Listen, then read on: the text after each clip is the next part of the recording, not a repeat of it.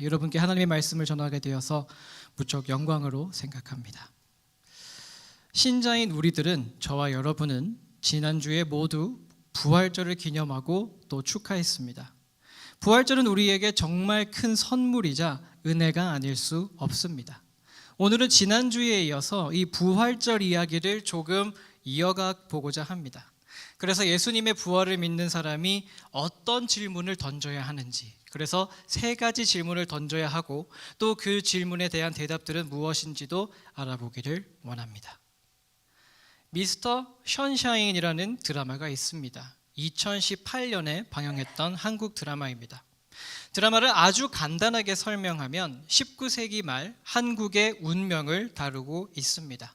일본과 한국의 관계, 한국과 미국의 관계를 다룹니다. 그런데 이 드라마의 아주 독특한 점 중 하나는 19세기 말 한국에서 여성이 처한 상황에 주목한다는 사실입니다. 여자 주인공은 사회 가운데서 많은 제약을 받습니다. 원하는 책을 읽지 못합니다. 학교에 가지도 못합니다. 그리고 거리를 혼자서 다닐 수도 없습니다. 또 부모님이 정해주는 남자와 결혼을 해야 합니다. 이렇게 어려운 상황 속에서 여자 주인공은 용기를 잃지 않고 끝까지 투지를 갖고 투쟁합니다. 미스터 션샤인에 나오는 여주인공과 비슷한 입장에 있는 여인이 한 명 있었습니다. 이 여인은 자신이 속한 사회에서 억압받고 무시당했습니다. 1세기에 이스라엘에 살고 있던 이 여인은 누구에게도 인정받지 못했습니다. 그녀가 살던 시대의 여성은 공공장소에서 혼자 있을 수 없었습니다. 결혼한 여인들은 자신의 얼굴을 숨기고 다녔습니다. 그것이 정숙한 삶이라고 여겨졌고, 또 얼굴을 가리는 일이 남편에 대한 복종과 순종을 상징하기도 했습니다. 나아가 여자들은 거리로 나오는 일 자체를 자제해야만 했었습니다. 여자는 집에 있어야 했고, 집에서 가정을 돌보는 일에만 집중해야 했습니다. 또 남자들은 여자들의 목소리에 귀를 기울이지 않았습니다. 여자가 무엇을 말하면 남자들은 일단 의심부터 했었습니다. 이 여인이 속해 있던 사회에서 여성들은 무시당하고 억압받고 의심받았고 또 약한 존재로 취급을 받았습니다. 그런데 성경은 이 여인에 대해서 이렇게 말씀하고 있습니다. 마가복음 16장 9절에서 예수께서 안식 후 첫날 이른 아침에 살아나신 후 전에 7 귀신을 쫓아내어 주신 막달라 마리아에게 먼저 보이시니. 한번 생각해 보시기를 바랍니다. 예수님의 부활이라는 이 중요하고도 위대한 역사적 사건을 사회에서 그토록 무시당하던, 사회에선 영향력이라곤 찾아볼 수 없는 이 평범한 여인에게 하나님은 왜 부활하신 예수님을 가장 먼저 보여주셨을까요?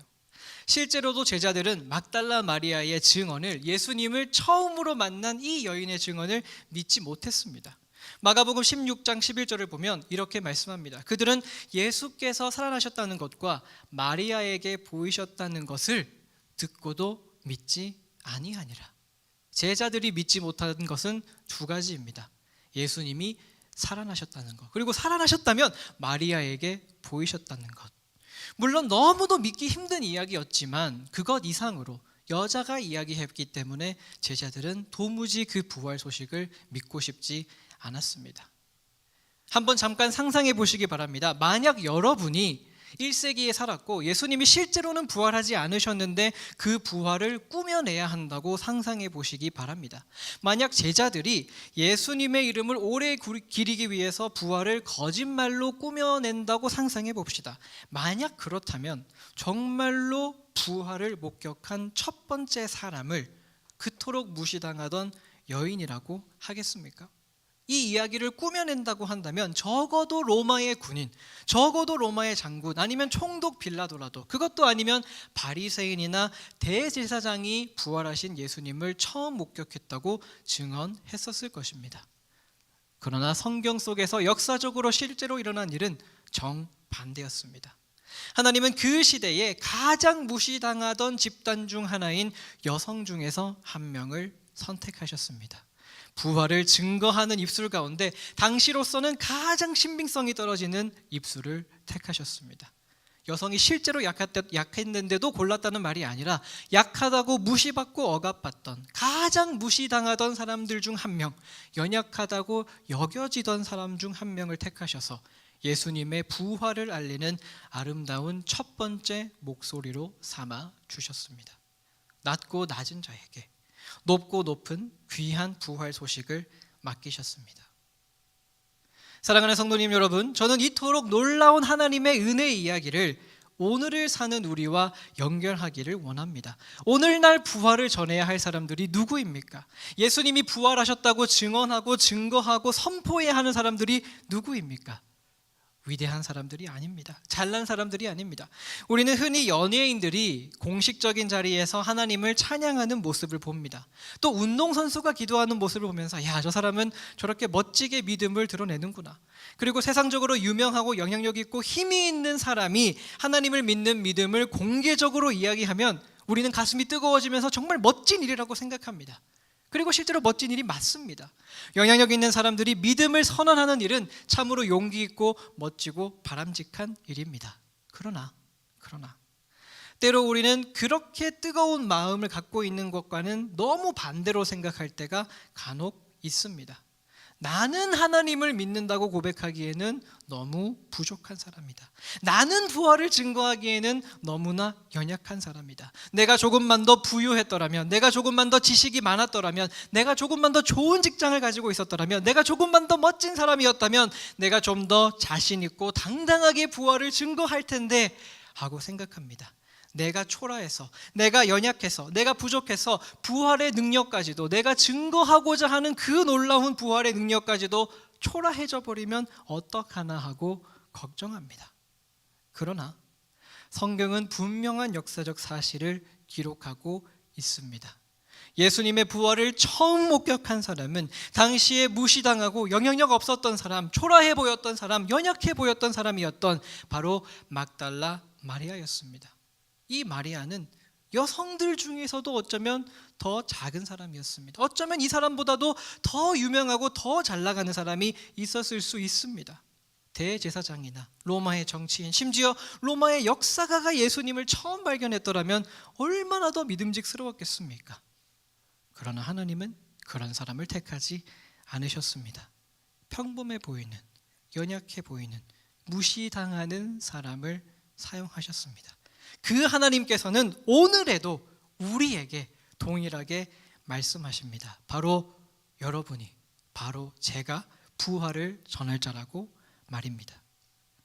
성경은 분명하게 가르칩니다. 고린도 후서 12장에 바울은 고백합니다. 내가 약한 그때에 강함이라. 우리가 약할 때 우리가 강합니다.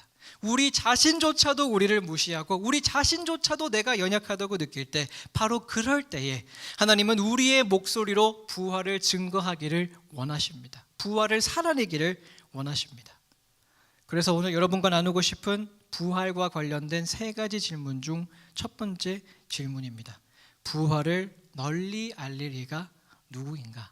바로 연약한 나, 부족한 나, 무시당하는 우리들입니다. 이제 두 번째 질문으로 넘어가고자 합니다. 어떤 유명한 영국의 신학자가 부활에 대해 강의해달라는 요청을 받았습니다. 워낙 유명한 분이었기 때문에 그분이 강단에 올라서서 마이크를 잡자 분위기가 차분해졌습니다. 모두가 귀를 기울입니다. 정말 단 조금의 소리도 없었습니다. 이 신학자는 마이크를 잡고 한동안 침묵을 지켰습니다. 그렇게 침묵을 지키다가 작고 단단한 목소리로 딱 한 문장을 이야기합니다. 나는 부활을 부인합니다. 거기에 모여있던 모든 사람들은 충격에 빠졌습니다. 웅성거릴 힘조차 없었습니다. 다들 너무나 놀랐기 때문에 숨소리조차 들리지 않았습니다. 모인 청중들은 신학자가 어떤 이야기를 이어나갈지 너무너무 궁금했습니다. 정말 이 신학자가 하나님을 믿지 않게 된 것일까? 정말로 부활을 부인하는 것일까? 이유가 무엇일까? 과학적인 이유일까? 역사적인 이유일까? 거기에 있는 모든 사람들은 여러 가지로 궁금증으로 터질 것만 같았습니다. 그렇게 이 신학자는 1분을 침묵했습니다. 1시간같이 느껴졌던 60초가 지났습니다. 그리고 신학자는 말을 이어갔습니다. 내가 내 이웃을 섬기지 않을 때마다 나는 부활을 부인합니다. 가난한 사람을 돕지 않고 그냥 넘어갈 때마다 나는 부활을 부인합니다. 정의를 위해 싸우지 않는 모든 순간마다 나는 부활을 부인합니다. 하나님을 온 마음으로 사랑하지 않을 때마다 나는 부활을 부인합니다. 나는 하루에도 몇 번이나 주님의 부활을 부인하고 그 부활에 합당하게 살아가지 못합니다. 신학자가 이 이야기를 이어나가자 사람들이 박수를 쳤습니다. 정말 부활에 대해 너무나 놀랍고 귀한 가르침이라고 생각하면서 박수를 치고 환호성을 보냈습니다. 그러나 박수가 끝난 후 강연장은 다시 조용해졌습니다. 사람들은 깨달았습니다. 자신들 역시도 부활을 부인하며 살아가고 있다는 사실을 깨달았기 때문입니다. 정말 너무나도 중요한 메시지가 아닐 수 없습니다. 우리는 입으로는 부활을 믿는다고 시인하면서 우리의 삶이, 우리의 몸이, 우리의 행동이 부활을 드러내지 않을 때가 참 많습니다. 하나님은 참으로 간절하게 원하십니다. 우리가 부활을 믿는 사람답게 살아가기를 간절하게 소원하십니다. 부활이라는 이 놀라운 은혜를 입은 우리 모두는 그 부활에 합당하게 살아가야 할 의무와 특권이 있습니다. 이 의무와 특권을 정말 우리의 입으로 다 표현할 수가 없습니다. 그만큼 십자가와 부활의 은혜가 우리에게 너무나 과분하고 크기 때문입니다. 저는 이 메시지가 우리에게 너무나도 중요하다고 생각합니다. 하지만 이 이야기는 반쪽짜리 이야기입니다. 하나님은 내가 너희에게 부활을 주었으니 너희는 이제 착하게 살아라, 의롭게 살아라, 거기에서 멈추시는 분이 아니십니다. 우리에게 부활을 선물로 주시고 이 선물에 대한 응답을 내어놓아라 라고 해도 충분히 복되고 감사하고 영광스러운데 하나님은 거기서 멈추지 않으시고 우리가 부활을 믿는 믿음으로 선하게 살아갈 수 있는 힘을 주십니다. 우리는 흔히 주님의 부활이 우리의 부활을 가능하게 했다고 믿습니다. 그리고 이 믿음은 틀린 믿음이 아닙니다. 정말 중요한 믿음이고 우리의 믿음 중에서도 핵심이라고 할 수 있겠습니다. 예수님의 부활이 없이는 우리의 부활 역시도 없습니다. 부활이 없이는 죄 용서도 없고 천국도 없습니다. 그런데 그게 다는 아닙니다. 예수님이 직접 스스로 하신 말씀이 하나 있습니다. 예수님이 잡히시기 전에 제자들에게 십자가에 달려 죽으셔야 한다고 말씀하셨습니다. 이 이야기를 듣고 제자들은 정말 많이 슬퍼했습니다. 그러나 예수님은 당신께서 반드시 떠나셔야만 한다고 했습니다. 도대체 왜 그랬을까요? 예수님께서는 그 이유를 분명하게 알려주셨습니다. 요한복음 16장 7절에 그러나 내가 너희에게 실상을 말하노니 내가 떠나가는 것이 너희에게 유익이라. 내가 떠나가지 아니하면 보혜사가 성령님이 너희에게로 오시지 아니할 것이요 가면 내가 그를 너희에게 보내리니. 예수님은 말씀하셨습니다. 내가 떠나는 것이 너희의 슬픔과는 반대로 너희에게 유익이라. 내가 떠나가지 않으면 성령님이 너희에게 오시지 않을 것이리라. 그래서 부활에는 정말 다양하고 영광스러운 목적들이 있지만 그것 중에서 정말 중요한 것 하나는 예수님은 바로 우리에게 성령님을 보내주시기 위해서 죽으시고 부활하시고 승천하셨습니다. 하나님은 약하다고 여겨지는 무시받는 사람에게 부활의 증인이 되게 하셨습니다. 그리고 또 우리에게 부활이 무엇인지 증거하라고 또 부활에 합당한 삶을 살라고 명령하셨습니다. 부활의 능력을 아는 사람답게 살아가라고 하셨습니다. 하나님을 온 마음으로 사랑하라고 내 이웃을 내 몸과 같이 사랑하라고 명령하셨습니다. 원수를 사랑하라고 하셨습니다. 하나님은 우리에게 정말 위대하고 아름다운 의무들을 주셨습니다. 그러나 의무만을 주시지는 않으셨습니다. 의무와 함께 능력도 주셨습니다. 바로 성령님이라는 능력을 주셨습니다. 이 놀라운 은혜에 대해서 사도 바울께서는 이렇게 로마서 8장 11절에서 말씀하셨습니다. 예수를 죽은 자 가운데서 살리신 이의 영이 너희 안에 거하시면 그리스도 예수를 죽은 자 가운데서 살리신 이가 너희 안에 거하시는 그의 영으로 말미암아 너희 죽을 몸도 살리시리라. 그리스도 예수를 죽은 자 가운데서 살리신 이가 곧 성령님이 너희 죽을 몸도 살리시리라. 바로 그 성령님이, 예수님의 부활을 가능하게 하신 그 성령님이, 바로 그 성령님이 여러분과 제 영혼 속에 지금 계십니다.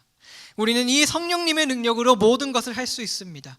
우리는 원래 우리 자신만을 사랑하는 영혼이고, 우리는 원래 이기적인 영혼이고, 사랑이 없는 영혼이고, 우리의 영혼은 죽은 영혼입니다. 그렇게 죽은 소망이 없는 영혼을 살리시는 분이 바로 예수님을 무덤에서 살리신 그 성령님이십니다. 예수님을 살리신 그 성령님이 지금 우리 안에 계시는 그 성령님과 동일하신 성령님입니다.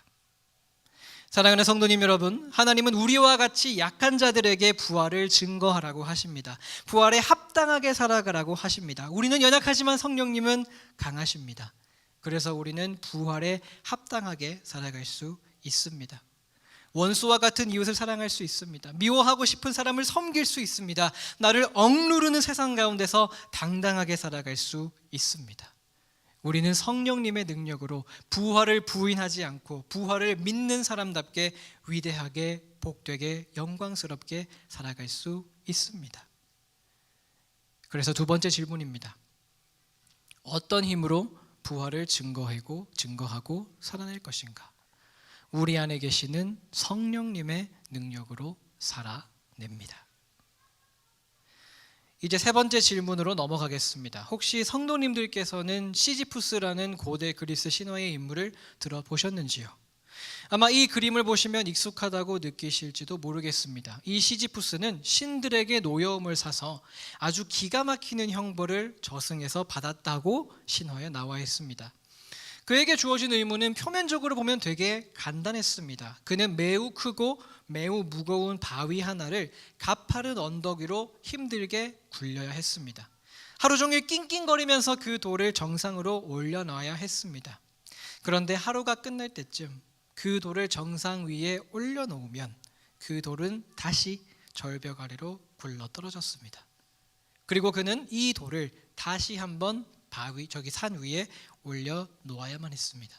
그리고 그는 이 일을 영원히 반복해야 했다고 신화에 나와 있습니다. 이 이야기가 수천 년 전에 기록된 이 이야기가 아직까지도 사람들에게 읽히고 회자되는 이유가 무엇일까요? 제가 생각하기에는 아마 인간의 심리에 대해서 너무나 정확하게 꿰뚫고 있기 때문이라고 하겠습니다. 우리 인간은 무언가를 성취할 때 기쁨을 느끼게 되어 있습니다. 열심히 노동을 하면 그에 대한 대가를 받기를 원합니다. 돈을 받기를 원하고, 또 누군가를 섬기거나 도와주면 미소를 돌려받기를 원하고, 또 때로는 감사 인사를 원하기도 합니다. 또 때로는 다른 사람의 인정이 필요 없을 때도 있습니다. 내가 어떤 일을 끝내고 완성했다는 것만으로도 우리는 성취감을 느끼는 존재입니다. 그런데 반대로 이 시지푸스처럼 무언가를 했는데 다시 제자리로 돌아온다면 우리는 고통받을 수밖에 없습니다. 그런 점에서 시지푸스의 형벌은 인간이 심리적으로 겪을 수 있는 가장 잔인한 형벌 중 하나일 것입니다. 그런데 때로는 우리 그리스도인의 삶이 시지푸스의 형벌처럼 느껴질 때가 있습니다. 우리는 부활을 믿습니다. 그리고 부활을 믿는 사람답게 살기 위해 정말 열심히 노력합니다. 열심히 합니다. 때로는 무언가 열매가 보이는 것 같습니다. 때로는 하나님께 칭찬을 받을 것만 같습니다. 그러면서 더욱 성령님을 의지합니다.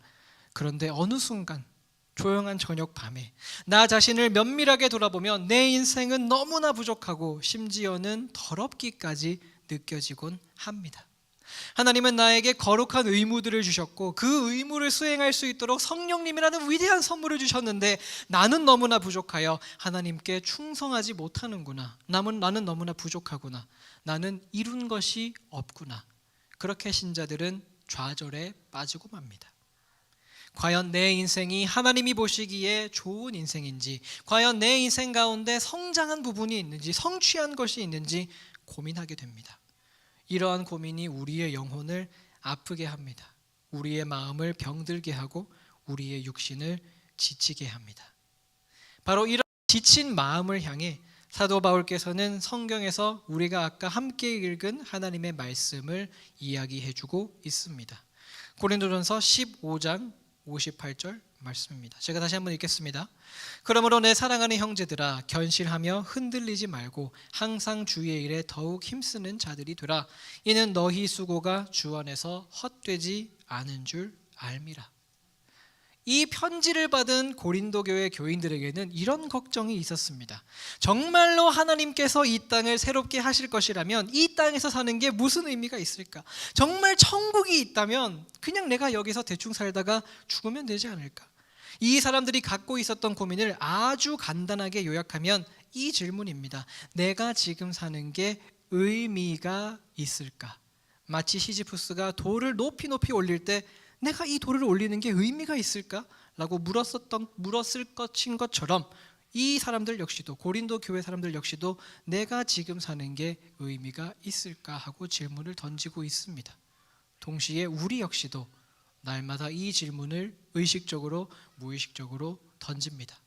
내가 오늘 출근하는 것이, 내가 돈을 버는 것이, 내가 자녀를 키우는 것이, 누군가를 섬기는 일이, 교회에 나오는 것이, 내가 하나님의 영광을 위해 노력하는 것이 의미가 있을까? 내가 제자리 걸음을 하고 있는데, 그리고 곧 천국이 올 텐데 나의 삶이 무슨 의미가 있을까? 하나님이 모든 것을 없애고 새롭게 시작하실 것인데 의미가 있을까? 고린도 교인들도 고민했고 우리 역시도 고민하고 있습니다. 이러한 고린도 교회의 걱정과 고민과 염려에 대해 바울은 오늘 본문으로 대답했습니다. 짧게 두 가지를 이야기했습니다. 항상 주의 일에 더욱 힘쓰는 자들이 되라. 이것은 명령입니다. 이 명령에 대한 근거로 바울은 이렇게 얘기합니다. 이는 너희 수고가 주 안에서 헛되지 않은 줄 압니다. 너희의 수고가 헛되지 않다. 여기서 바울은 분명하게 선포하고 있습니다. 너희의 수고가 헛되지 않다. 너희는 시지푸스와는 다르다. 우리가 이 땅에서 사는 것은 바위를 절벽 위로 올리고 그것이 떨어지는 것을 허무하게 지켜보는 일이 아니다 라고 말을 합니다. 바울이 이렇게 얘기하는 것은 조금 더 쉽게 벽돌로 비유해 볼 수 있습니다. 우리의 일상은 이러한 벽돌처럼 보입니다. 평범하고 재미없고 지루해 보이며 별거 아닌 것처럼 보입니다. 이런 벽돌 없어져도 모르고 생겨도 모를 것 같습니다. 나의 인생이 마치 이 벽돌 하나와 같이 초라하게 보입니다. 그러나 바울은 이 벽돌과 같은 인생이 결코 헛되지 않다고 말합니다. 하나님은 이 작고 초라한 벽돌로 하나님 나라를 만들고 계십니다. 우리가 흔히 생각하는 거대하고 아름다운 교회, 이 교회를 직접 가보면 우리는 정말 마음이 뜨거워지고 하나님의 영광을 눈으로 보는 듯한 느낌이 드는데, 이렇게 멋진 교회를 만드는데도 벽돌 하나, 벽돌 둘, 벽돌 셋, 이 초라해 보이고 작아 보이는 벽돌들이 들어갑니다. 우리의 눈에는 우리의 삶이 초라해 보이고, 우리의 눈에는 우리의 성장이 너무 작아 보이고, 우리의 마음은 정말 연약하다 할지라도 하나님은 그 연약해 보이는 것을 사용하셔서 하나님의 큰 일을 행하십니다. 우리가 사소하게 생각하는 작은 일 하나하나를 모아서 우리조차도 까먹고 있었던 우리의 인생들을 모아서 하나님은 하나님의 나라를 만들고 계십니다. 그리고 예수님이 이 땅에 다시 오시는 바로 그날에 우리의 모든 작은 하루를 모아서 하나님이 완벽하고 아름답고 영광스러운 새 하늘과 새 땅을 만드실 것입니다. 여기에 세 번째 질문이 있습니다. 우리는 무엇을 소망하며 부활을 살아낼 것인가? 부족한 우리가 하나님 나라를 세울 것을 소망하며 살아가야 합니다. 말씀을 맺겠습니다. 지난주에 예수님의 부활을 축하하고 난 뒤 우리는 오늘 부활과 관련된 세 가지 질문을 던지고 그에 대한 대답 역시 살펴보았습니다. 부활을 널리 알리리가 누구입니까? 위대한 사람, 부유한 사람, 탁월한 사람이 아닙니다. 연약한 나, 부족한 나입니다. 어떤 힘으로 부활을 증거하고 살아내야 할까요? 우리의 힘과 우리의 노력이 아닙니다. 예수님을 무덤에서 살리신 성령님의 능력으로 우리는 부활을 살아낼 수 있습니다. 성령님이 도와주셔도 우리는 너무 연약해서 넘어지고 낙심하고 좌절합니다. 그럴 때 우리는 무엇을 소망하며 살아갈 수 있습니까? 부족한 우리가 하나님 나라를 세울 것을 소망하며 살아갈 수 있습니다. 사랑하는 성도님 여러분, 이 중요한 질문들에 대한 중요한 대답들을 여러분들의 영혼의 마음에 간직하시기를 바랍니다. 그리하여 부활을 믿는 사람답게 살고 성령님을 의지하시기를, 그리고 소망을 가진 자처럼 기뻐하며 살아가시기를 저는 정말 간절히 원하고 축복하고 소망합니다. 아멘. 기도하겠습니다. 살아계시고 우리를 사랑하시는 하나님 아버지, 우리에게 부활하신 주님을 주셔서 감사합니다. 부활절 다음 주일에 우리가 부활에 관한 중요한 세 가지를 다루었습니다. 연약한 저희로 하여금 부활을 증거하는 삶 살게 해 주시옵소서.